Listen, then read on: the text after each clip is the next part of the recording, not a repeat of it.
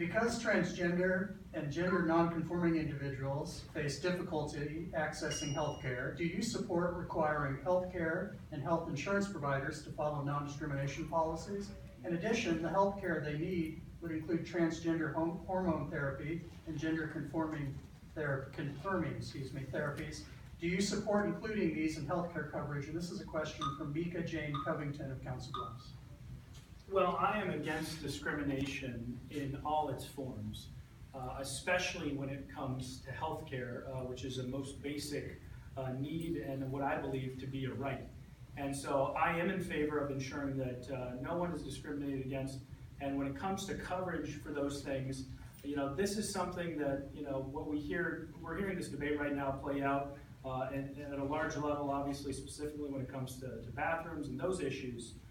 But the demonization that we hear is wrong. It is the new face and the new front of discrimination. It needs to stop.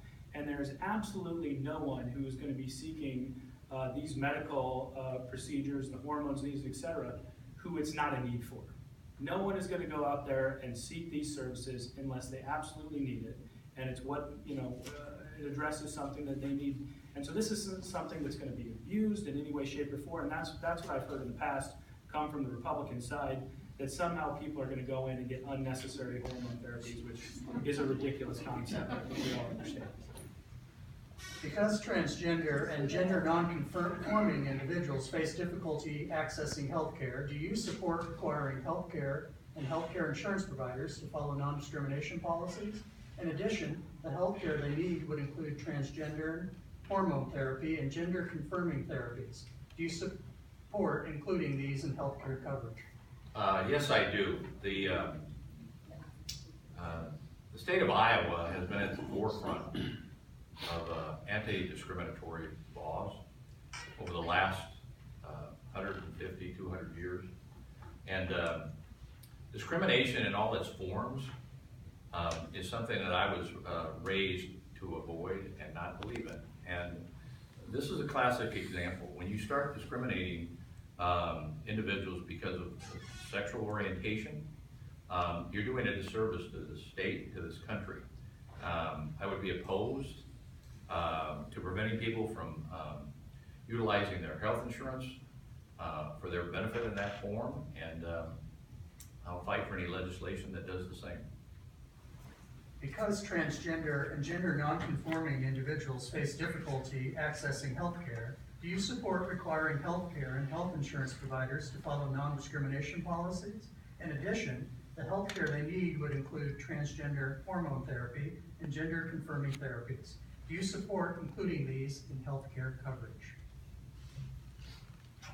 Now, I know this might be a shocker to you, but I'm an African American. Might be shocking to you. That means my hue is just a little darker. That's all it means. My blood is the same. But yet, I in no way ever will be on the side of any type of discrimination against anyone. This state has an incredible history in being welcoming.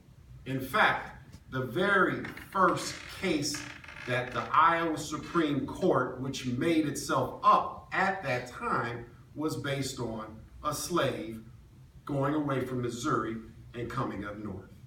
The very first case. Iowa has a long arc in not being discriminatory, but embracing. So that means that we have to open ourselves up to folks that don't look like us, possibly think like us, do like us, but yet we are all Iowans, and I do not see a need to discriminate, whether it be based in sexual orientation, whether it be based in gender, whether it be based in age, whether it be based in color or culture.